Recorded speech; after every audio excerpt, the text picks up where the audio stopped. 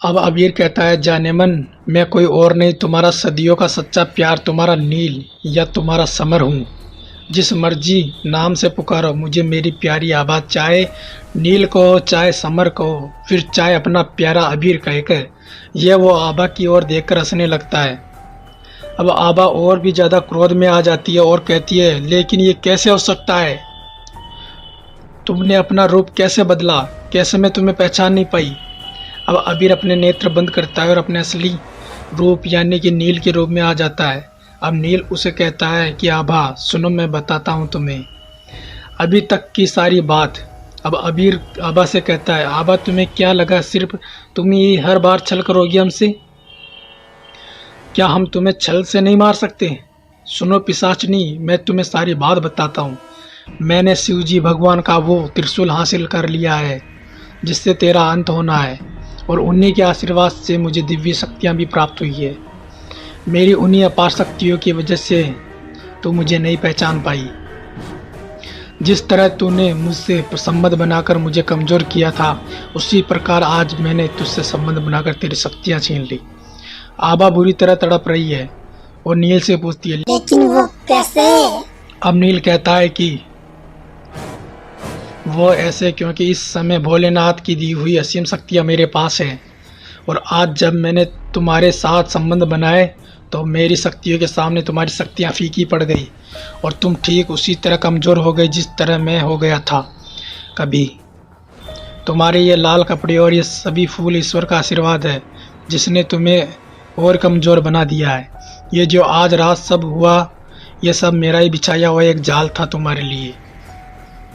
मैंने अपनी दिव्य शक्ति से इस बात का पता लगा लिया था कि तुम किस स्टेशन से मुसाफिर को अपने जाल में फंसाकर अपनी उस जादुई ट्रेन में ले जाती हो।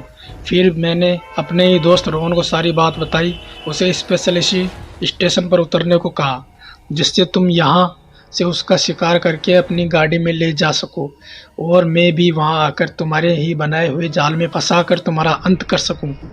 अब आभा पूछती है, तो क्या रोहन तुम्हारा दोस्त था?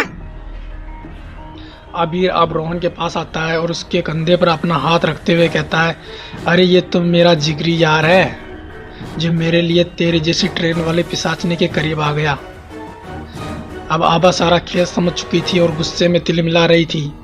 अब वो गुस्से में तड़पते हुए कहती है कि तुम क्या सोचते हो कि तुमने मुझे हरा दिया? जैसा सोचते हो तो बिल्कुल गलत सोच रहे हो।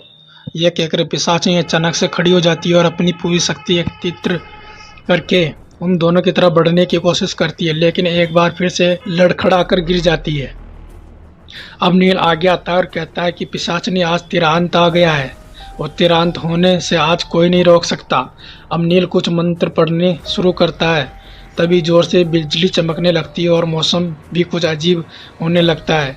अब अचानक से नील के हाथ में एक विशाल सा त्रिशूल आ जाता है जो बहुत ही अत्यधिक चमकीला भी है।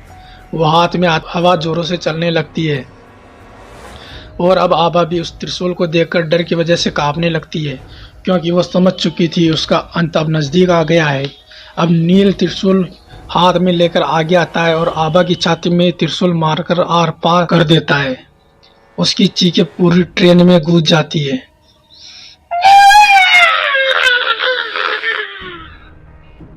और ट्रेन में ऐसा लग रहा है कि जैसे कोई भूचाल आ गया हो। अब आभा तड़पते हुए इधर उधर भटकने लगती है और कुछ ही देर में तड़पती हुई गायब हो जाती है। उसके शरीर के स्थान पर केवल कुछ राख रह जाती है।